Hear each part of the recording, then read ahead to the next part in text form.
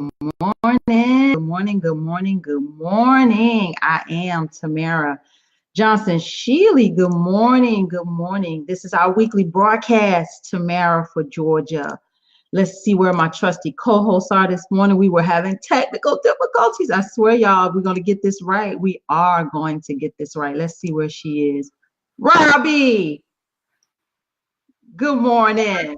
I am Tamara. Good morning. Johnson Shealy.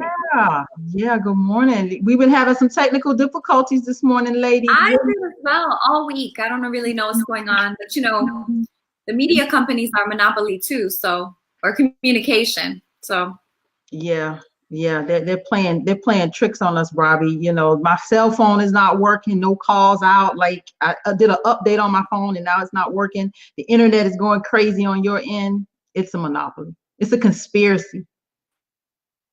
And she's frozen. Are you frozen, Robby? Huh? Can you hear me?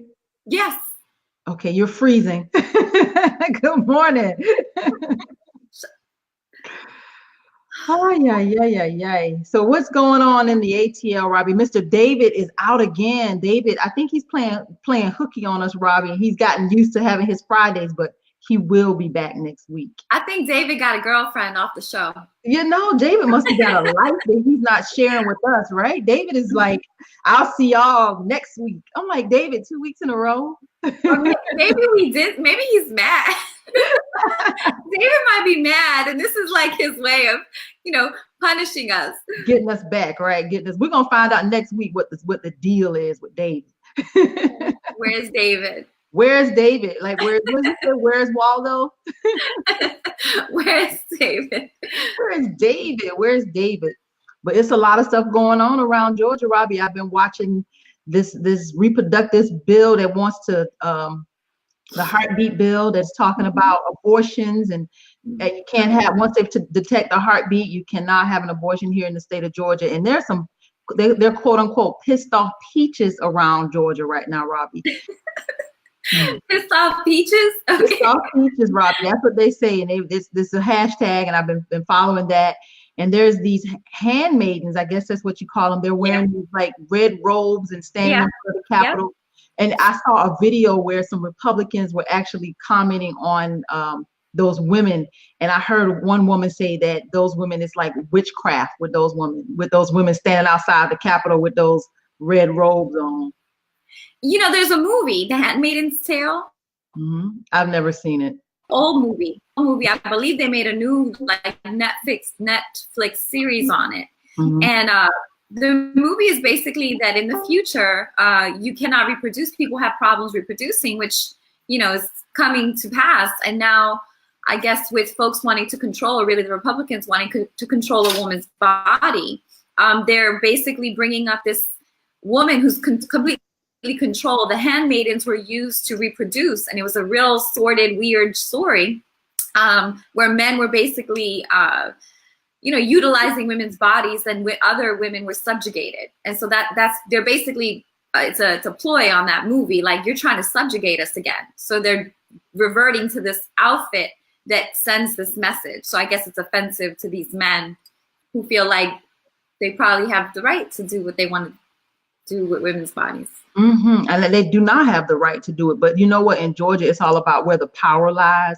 and the power lies in the Republican Party right now. And until we, as quote unquote Democrats, get out and, start galvanizing and organizing and getting people engaged in the political process, white men in the Republican Party, they're going to control the government. They're going to control what we do. And but what's interesting? You're right, because it is about who has the power. So a really famous actress / political advocate, Alyssa Milano, tweeted about Georgia, mm-hmm. about having the film industry pull its money out of Georgia based on this bill that the Republicans are passing. She basically is saying, don't film anymore in Georgia, because as a backlash from how the Republicans are trying to control women.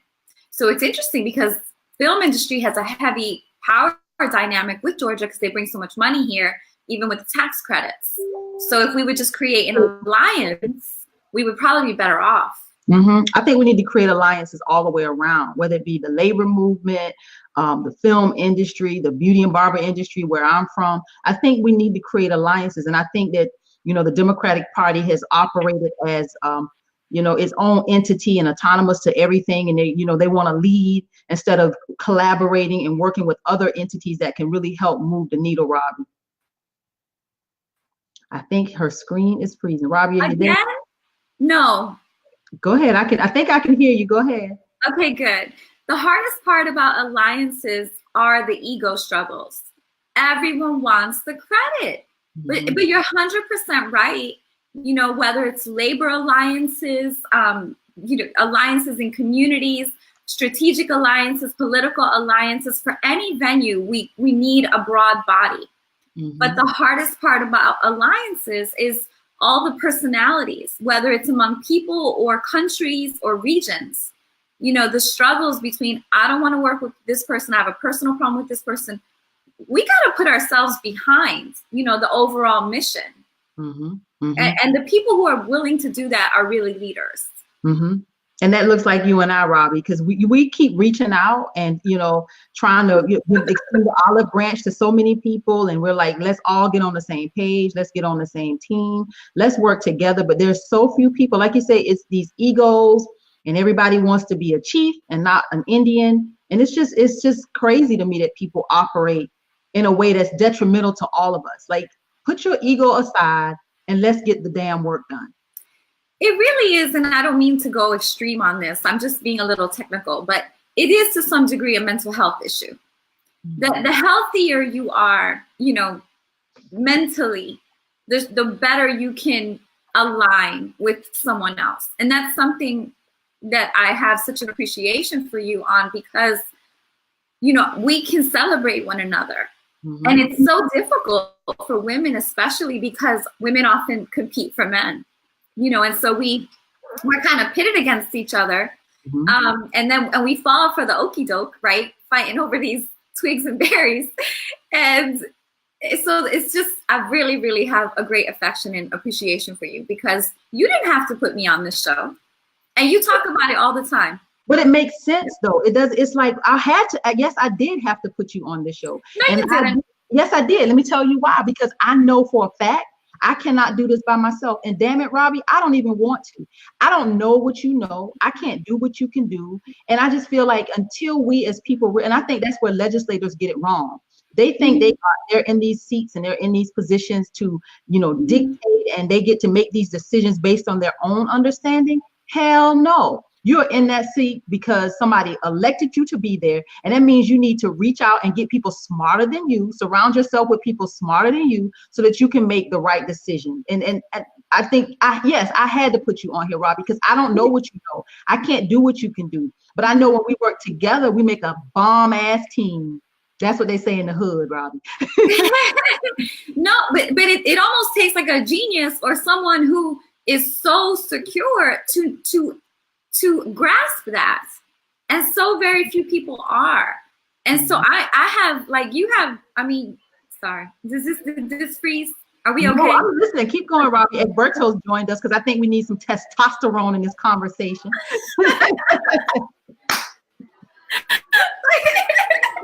we need some testosterone in this conversation, Egberto.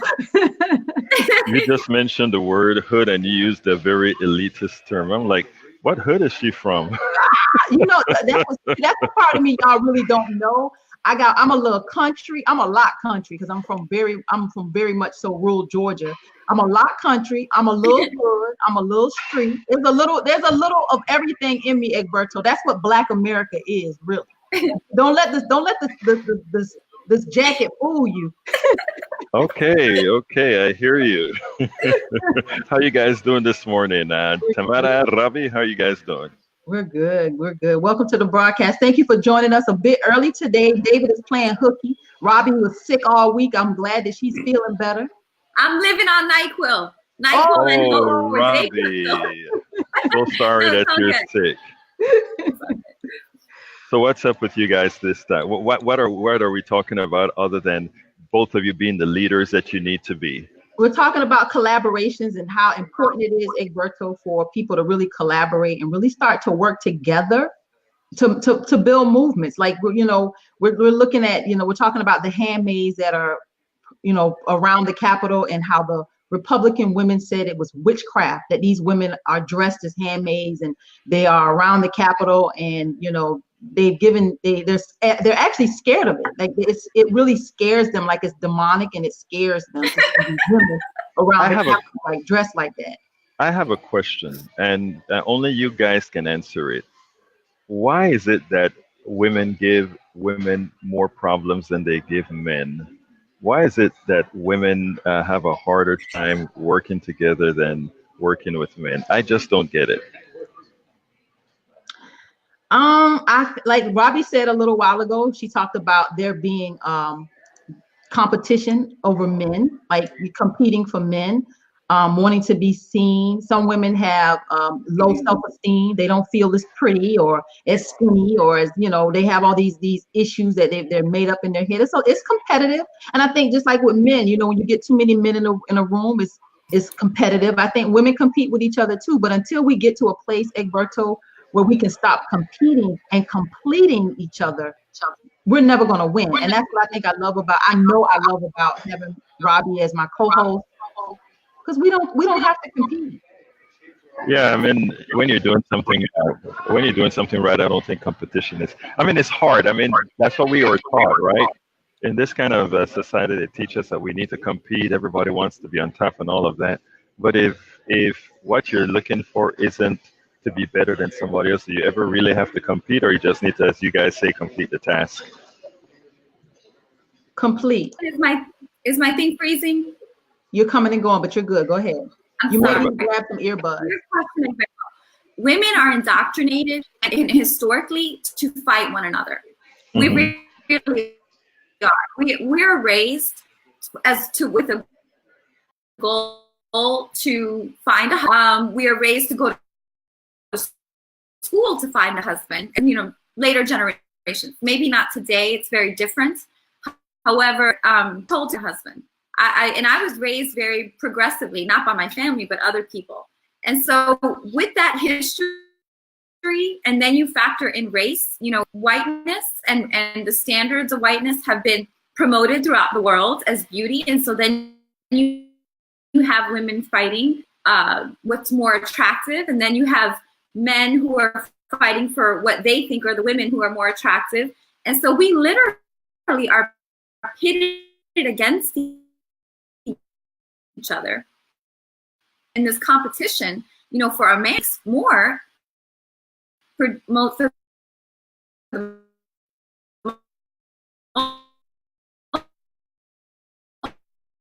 part.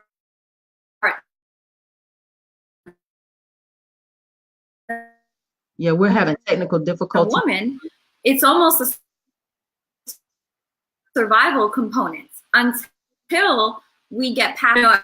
At one point, blonde and blue-eyed was considered, completely gorgeous to some degree. It's still considered that. Go ahead, you're saying?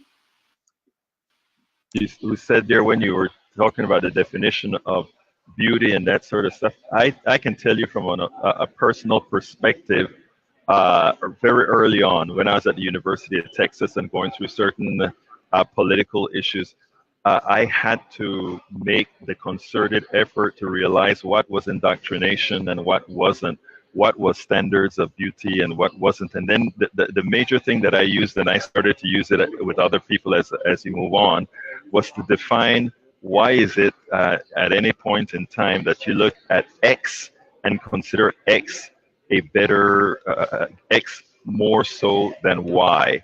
What makes one attribute somehow more attractive than another attribute? And when you think of it in that way, you start to say, wait a minute, the only thing that makes those attributes better or worse is that somebody taught you that. Somebody taught you that is what it looks good, that is what looks bad, and that sort of thing. And if you can ever get away from that, if you can ever get away from, and like Robby was talking about indoctrination, that is the only thing that makes us say a straight nose looks better than a broad nose. A thin lip looks bigger than a thick lip. All those things were things that were promoted into your psyche by some other force, and then it was inculcated in the mind. And once we are able to, I always talk about chains and slavery and those issues. The worst thing, I rather have a whip than a mental chain. And most of us are still, and when I say most of us, I'm talking about the entire country, of every race, of every ethnicity. We have our brains in chains. And that's why you get a great manifestation of, let's say, somebody like Donald Trump. He's a great manifestation of what chained brains can create. And that's what we got. But to your point, Egberto, and I'm so glad you said that, that's why this whole discussion on reparations and slavery is so poignant, because after being chained, obviously when you have trauma like that, cultures, bodies of people are going to have a mental chain, right? So Michelle Alexander says it best in her book with post-traumatic slave disorder. So I love that. Yeah. So when you factor that in our divested communities, to expect people to just pop up, or even to expect, here, go get a job here, now poof, everything's fixed for you. No, it doesn't work like that. You know, you have a generational factor, and then you factor in the actual history after slavery, Jim Crow, mass incarceration, war on drugs, war on poverty. The people who are remaining have gone through trauma inflicted, and this is all as a result of our government participating in these acts against people. And now we have this person who has gone through 7 inflictions of trauma in multiple generations that already came from this traumatic background of slavery, with a loss of culture, loss of language, loss of family. What do we, I mean, come on now. What do we really, you think, poof, go get a job? Really? You know, it's interesting that you say that, Robby. The first article in my newsletter that came out this morning, it was a snippet from my Politics Done Right show on KPFT. And what was interesting about it, it was a caller who told me the following. He called and he said, now that we have Jesse Smollett did what he did, I don't want you guys on KPFT 90.1 ever talking about white privilege again. And you know, that's all he had to say for me to actually go into a narrative. And we had a great narrative. And since that was the note in the newsletter, this morning my phone blew up, and it was people just, I mean, all the folks saying, thank you, you just handled that so well, the way you call it. So if you ever get a chance, take a look at how we handle them, because that was my biggest fear when the Smollett thing hit, right?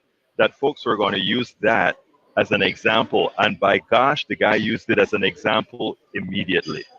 Mm-hmm. Wow. And that was not an example at all. So Egberto, you have to share that clip in the feed on here so people will know exactly how you handled it, because you smashed it. Yep, I'll do that. You know, that's someone who doesn't understand the aspect of systemic racism and what white privilege really is. Right. And we always leave out the social currency that white privilege has. You know, that's massive. That's why this whole movement of driving while black, picnicking while black, barbecuing while black has come out, because you literally can't do the basic quality of life that anyone else can do without being stopped at a pool, without being harassed at a picnic, at a barbecue, whatever the case may be. And that is, the social currency is huge. You know, who you get hired by, who you get referred by, who trusts you, who lets you walk around in stores without thinking you're a thief, you know, who thinks you're pre-qualified for a home. I mean, everything, down to when you call someone and they listen to your name, which ironically, if you choose a name that's Afrocentric to go back to your roots, it can be used against you when you're calling for something or applying for a job. Or even your hair, Robby. There's a lot of legislation right now. I'm following a piece in California where people are just trying to be able to wear their hair in its natural state. And, you know, I'm glad that you brought up the hair thing, because I, of course, all you guys come up in my feed and your hair thing came up in the feed, Miss Shealy, and I had to make a little comment about that here, that little here piece, because I mean, and it's this one isn't only about when it comes to hair, right? It's not only a racial thing, right? Because it is how women think they have to set their hair or set their clothes a certain way to magnify themselves in corporate America. And I have several friends that are, they're executives in corporations, and they all think they have to have an adjustment of their hair in some manner. And interestingly, while some of you may think it's a black hair thing, it's also a white hair thing, because there are some women here that would look at me and say, well, there's a woman who comes in here, and the other day she had a different hairstyle, and I'm like, I usually don't notice hairstyle unless it's very unconventional. Okay, so this white woman comes in here with an unconventional hairstyle, and I'm like, oh, that's cool. How comes you don't keep your hair like that all of the times? She's like, you forgot who I work for, meaning corporate America. And I'm like, so?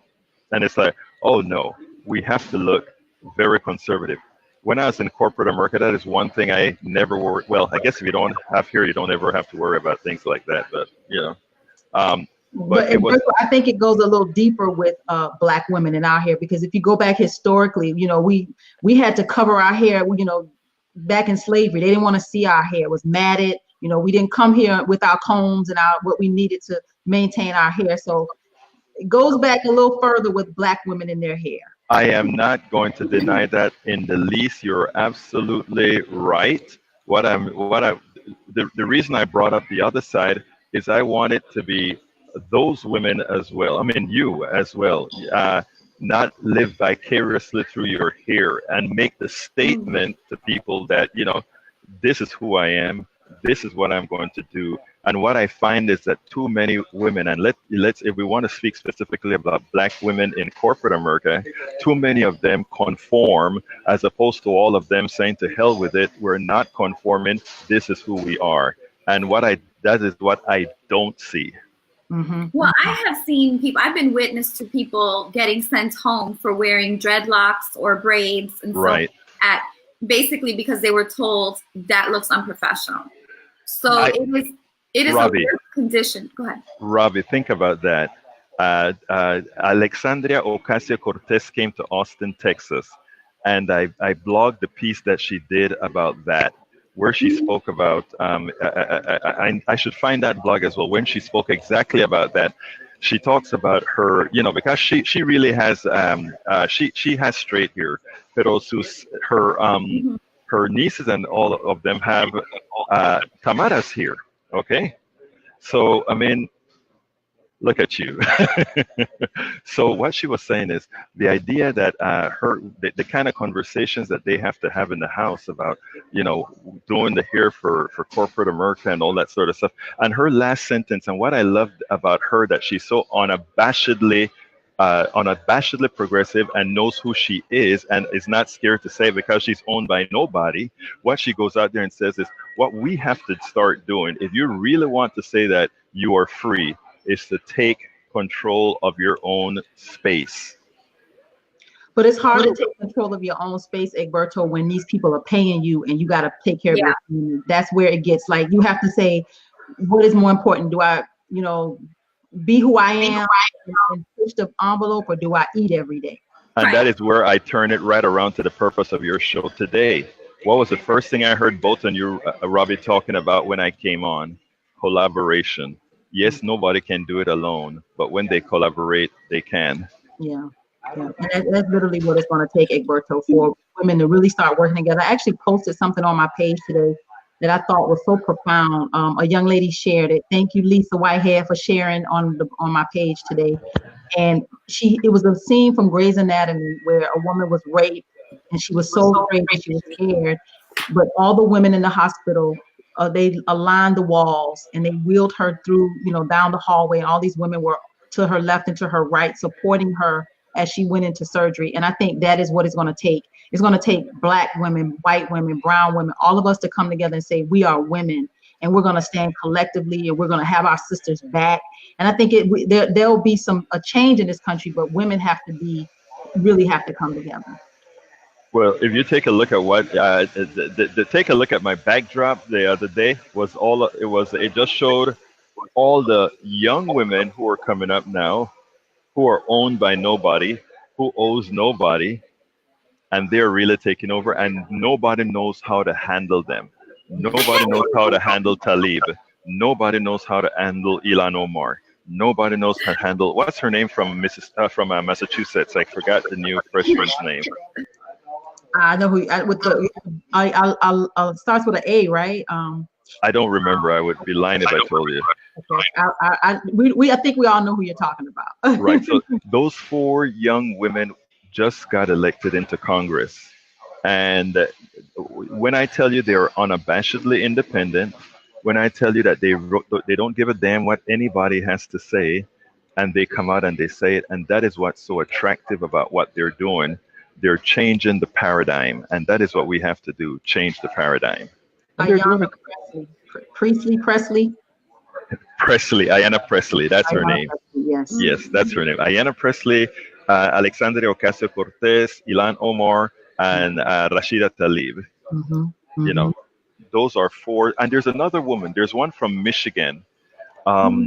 She really gave this finance department in the financial hearing. She really tore into them very well. I can't remember her name either. So we can't just leave it to those four women. There's one other woman, that young woman as well. Yeah. And I'm waiting for Lucy McBath. She's our congresswoman out of Georgia here to really kind of take her place in the midst of it all and be just as vocal.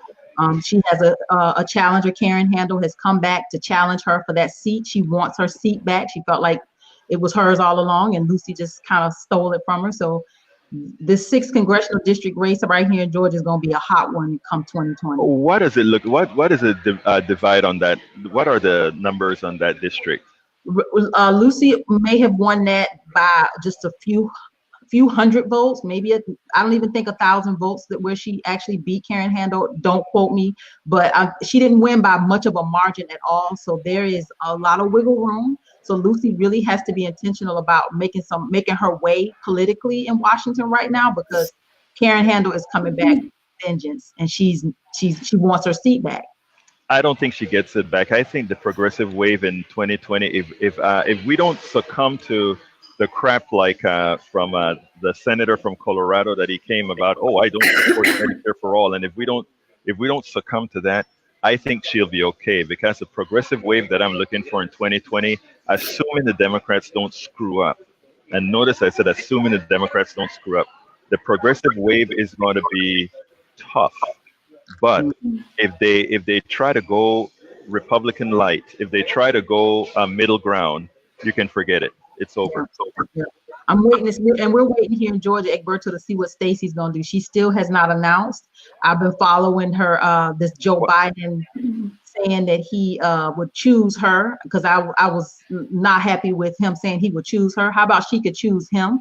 Right. What are your thoughts?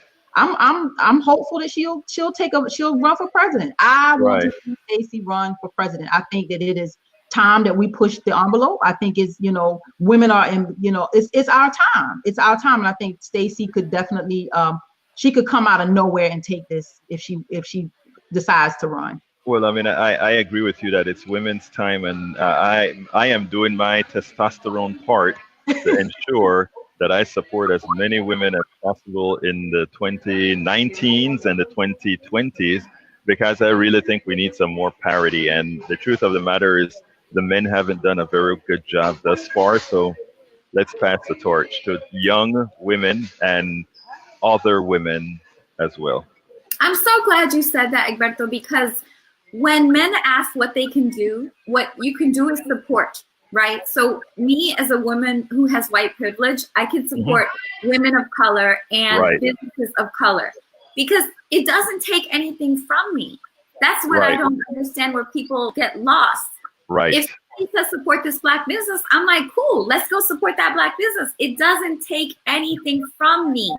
It's okay.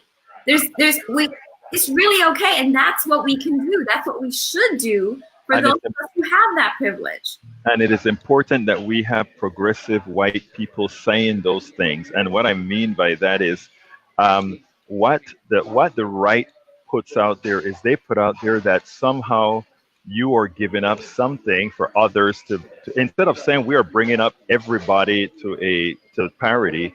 What they do is they say they are bringing you down. There are two ways to give the message, right? And the message is, I want what you have. I don't want to take it away from you, but I do want what you have. That's the fear component. And bringing up these alliances, that brings up these labor protections, right? Because to your point, Tamara, when you're like, do I be who I am? Because it's a revolutionary act to literally be who you are and just present yourself, even with your natural hair. That is a revolutionary act in this world. And so do you choose to be a revolutionary? Do you choose to pay your mortgage and eat? To your point. So we need labor protections. We should not be an at-risk state where we don't have protections until after the fact that you have to go through the law, which means you need currency or money or class to protect yourself, because that puts us all at risk. In fact, you've had her on your show, Yvette Avery. Yvette, I love Yvette. Yvette is great. I mean, and what I love about Yvette is that she has persistence. When you talk to her, you see her out there with a consistency and not fearful. You have a whole lot of folks that are fear. That is our biggest problem, right? And that's why you can have the master be the master for so long, in as much as you may have the volumes or the quantities, because as long as he has you fearful, your mind is enchained. If you are no longer fearful, you are not scared to act. And that is why we have to act. And we have to use our platforms to encourage people to act. And sometimes we have to show people that we are not just talkers. That's why you see sometimes I go out there in the field, because it's like I'm willing to get my head banged a few times as well. And and the reason why is I have to show us a form of camaraderie, a form of solidarity, that I am not just a talking head in front of a computer. So you will see me out there in the field sometimes in the middle of crap. When we were in Michigan with the Army coming out with their sound machines to blow us out of a park, or you have to let people know you are part of the game as well. Speaking of being in the field, and Yvette's going to come back. For those of you who don't know, Yvette is a whistleblower out of the Atlanta airport, the world's busiest airport, who was organizing for labor, who was wrongfully terminated, and she is fighting in Georgia for the right to organize. Below-wing employees do not have proper protections. They are subcontracted with low wages, and really it's a danger and a security issue. And that brings up last night, a bunch of people are watching. We went to a town hall meeting with Mayor Keisha Lance Bottoms, speaking of the airport and the whole airport takeover. And Keisha Bottoms has committed to meeting with our advocacy efforts in the next 30 days. Interestingly enough, there were a couple things that were problematic at these town hall meetings. One, that instead of allowing the people to come up and speak, that you write your information on note cards. And what we saw was that the information wasn't either getting to Mayor Bottoms, it was being filtered, or at times it appeared Mayor Bottoms was choosing what to read and what not to read. So there were plenty of questions that didn't get asked. And last night, they made the fatal mistake of allowing the folks to come to the microphone and ask a question. So when that happened, we were able to say there are plenty of people in this audience who had questions submitted, who have not had their questions answered. We were able to ask for a particular meeting, which she was on camera stating, within 30 days. Ironically enough, one of the Fulton County employees who was videoing a live feed cut off the camera before that. Oh. And the folks, that's okay, other people were videoing. And the folks who were submitting the questions, there were district council people, employees collecting those questions, and we photographed them holding them back. And that's the important part about documentation, about why these meetings need to be live, just with a separate branch from the government. So anyway, that's what happened last night. Yeah. And I believe we need to do more of that kind of stuff, Robby, where we're like catching this stuff on camera, calling them on the carpet. Like, we can't allow like all these closed door meetings that happen and all these things that go on behind closed doors and all these negotiations. I know I ran for office 3 times. I know a lot of this stuff is backdoor politics. And until people insist that we put this stuff in the light and shine light on it, they're going to continue to do things behind the scenes and not address our issues, skate around the things that they need to talk about. So good job, Robby. Good job. And thank you for doing all that you're doing to hold. Well, and I want to give a shout out to some of the people who were there last night, because it wasn't just me. There was a community collective there. Street groomers were in the house. Those are folks who patrol our community because we have problems with the police.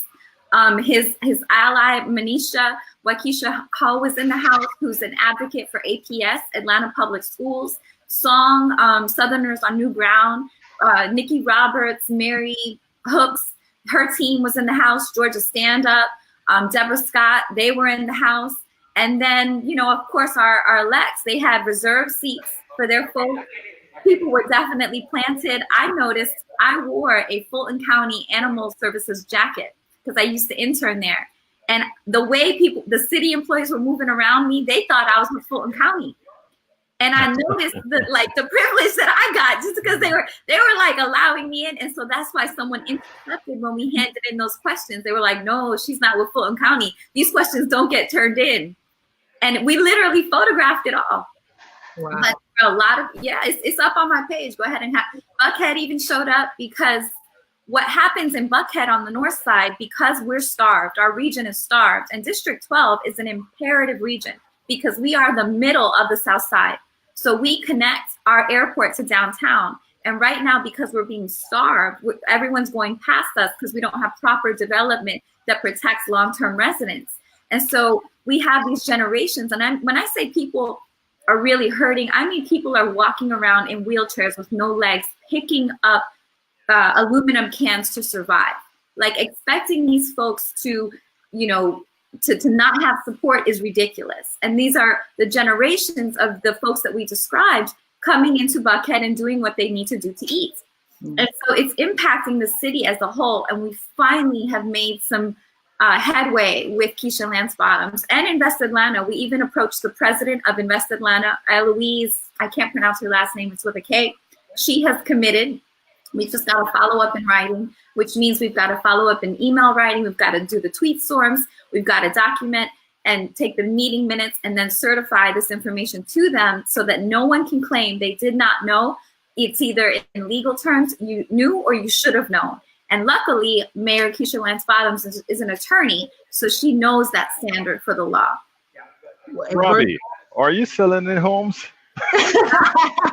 Do you have time to do anything else?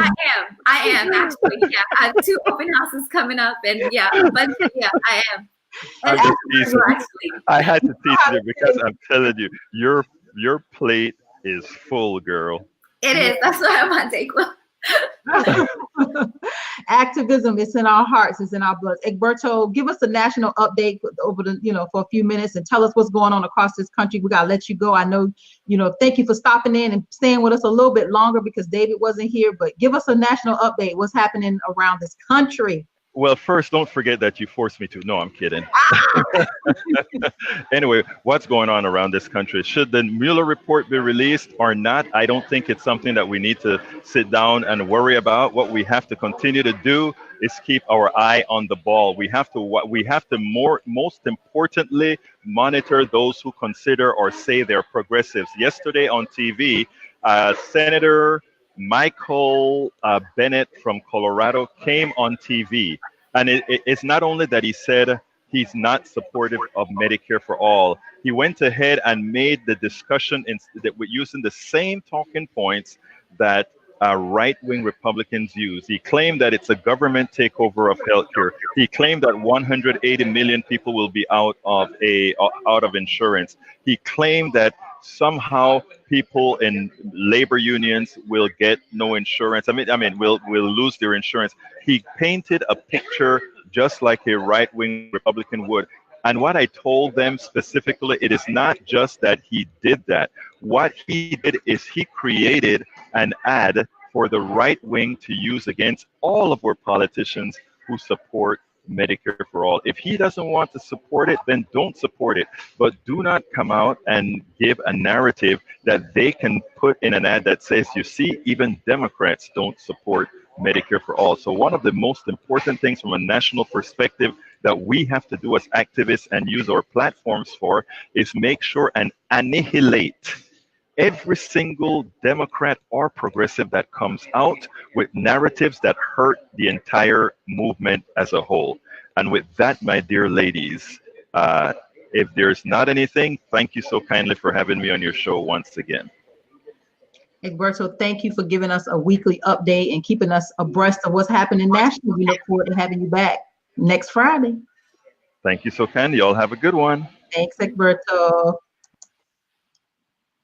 Robby, So that glad was Egberto with the politics done right. It is, you know, keeping up with what's happening nationally is a whole nother ball game. We're just trying to figure out Georgia.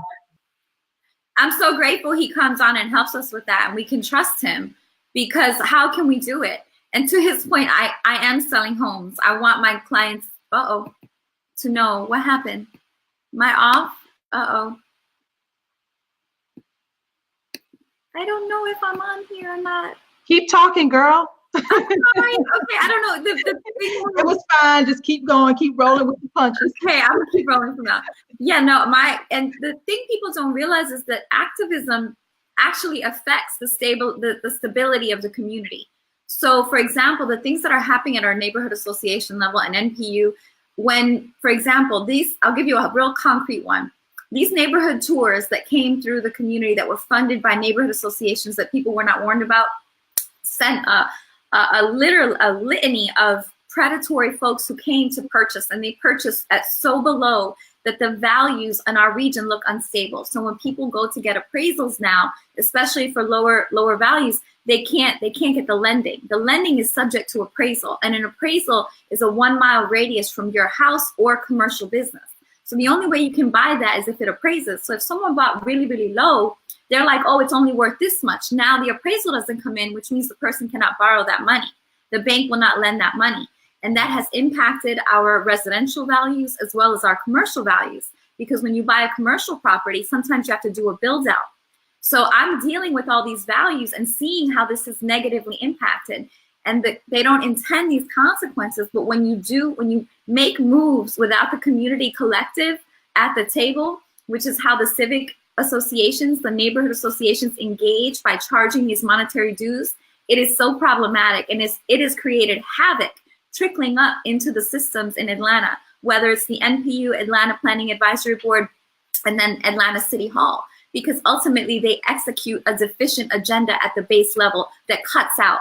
So one good example, for example, in Capitol View, my neighborhood association, we have 966 households. There's not even 100 people, or maybe 150, and that's being very generous at the Capitol View Association level, because they charge monetary dues for people to vote or to hold office. So everyone at that association is predominantly a homeowner and gainfully employed.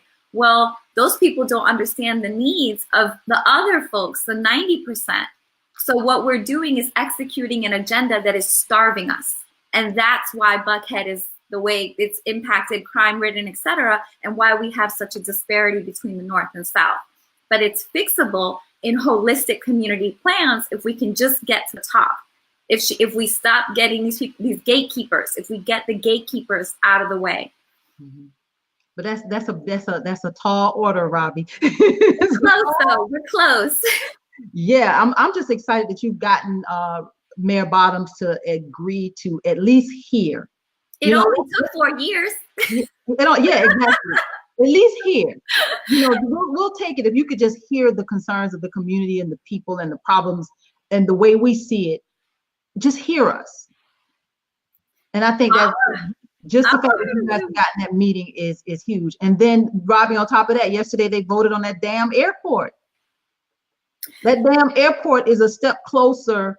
It passed in the House, I believe, yesterday. Mm-hmm. It's a step closer. I think it's on its way to the Senate. Now, it's one, if it makes it to Brian Kemp's desk. Yeah. It's the money. The airport is so much money. Mm-hmm. And actually, there was an article where Mayor Bottoms utilized some of airport funding to pay for some of her new staffing, which apparently is a no-no when it comes to the contracts on the airport and how that funding can be used. Mm-hmm. So it's apparent, I think what the Republicans are wanting to do is make sure that they have control of those funds so they can utilize it the way that they prefer to. But where does that leave us? Where does that leave us, people like Yvette, people who are working at the airport, Clayton County, who isn't receiving their fair share? We're still giving corporate, welfare subsidies to even companies like Delta, and no one will discuss that because they're so huge in Atlanta that they're protected. They, sit on the mayor's board. Brian Kemp's wife, Governor Deal's wife, it was actually Brian Kemp's wife, was just appointed with some type of trafficking committee, and it has to do with Delta. So their marketing and how they control the narrative there's such a disconnect, and we know that because we've had folks like Yvette on. And Yvette, who, again, she's a whistleblower at the airport. She will be coming to that meeting with Mayor Bottoms. That was one of the topics brought up. We brought up the county contracts, which we have a whistleblower out of Fulton County. We brought up the airport and the security liabilities, which we have Yvette as a whistleblower out of that. I am bringing up the predatory practices in real estate that are impacting Southwest Atlanta and Southside communities heavily. And there was one other point that we had brought up, and I apologize. I'll bring it up when I don't have Yvette on today. Yvette, if you're watching, we're still having some very serious technical difficulties with this platform, y'all. So if you haven't donated to our broadcast, please do. We are on Patreon. You can find us on tamaraforgeorgia.com. The link there. We need a new platform, Robby. This thing is like, it is really giving us the blues. So Yvette, I apologize, but for some reason we still got you blocked in our lobby, so we can't bring you on the broadcast. So Robby has definitely given us an update on what's happening and what's who you are and what's going on and where we are in this whole process. So I do apologize that we couldn't bring her on. Oh no. Well, I know a little bit of what's happening with her. She's going to be reaching out to she actually did reach out to Councilman Andre Dickens, who sits on the Transportation Committee. So they will be collaborating to see what can be done for these circumstances. And I think this meeting with Keisha Lance Bottoms, where Yvette will have an opportunity to say, look, this is what's happening, and explain the circumstances at the airport and under Wayne. Because oftentimes when the elects come through, they're given, this shiny little parade on what it looks like. And because Delta is such a huge sponsor, and they're very strategic, they're very clever. I used to work for Delta, so I'm very familiar with the operation. When you sponsor the Civil Rights Museum, but then the majority of your employees below Wing are Black and brown, and they're getting less than, subcontracted wages, you have to look at the actions. But again, if we can't get to our officials, that's the problem. Yeah. Or everything that glitters ain't gold, and Delta definitely shines. They're a beacon in this state, and they're all everything Atlanta and everything Georgia with that airport. But they got to do right by the people. You gotta do right by your people. Period. And it, like you say, it's a threat to public safety to have people that are can't come forward. Yeah. Basically, they can't come forward. And Boeing is a major player because Boeing is based out of Georgia. Mm-hmm. And both Boeing and Delta receive subsidies, whether it's fuel and that money not going to Clayton County as it should. Those bordering communities at the airport should have benefit. And there are a lot of people talking about it. It's just, again, the narrative and what's covered at the media level, whether it's the AJC, whether it's the supporter report. That information is literally like propaganda for these corporate these companies who receive an immense amount of subsidies. Subsidies, absolutely. And they have a responsibility. With these subsidies comes a responsibility. And I think we should continue. I'm so glad that we have advocates like you and like Yvette and activists that are like pushing, like, no, you're not going to come here and get all these corporate benefits and not do right by your people. Not going to happen. Right. And labor is a challenge too. And we've invited a young lady named Nicole who has had her own experience with labor. Labor has these categories, and Egberto has brought it up before, where are women of color represented in labor? Where are women represented in labor? Labor is predominantly male-oriented and male-dominated. Mm-hmm. And that's another subject. Like, do they need a union that understands the demographic they're dealing with? Mm-hmm.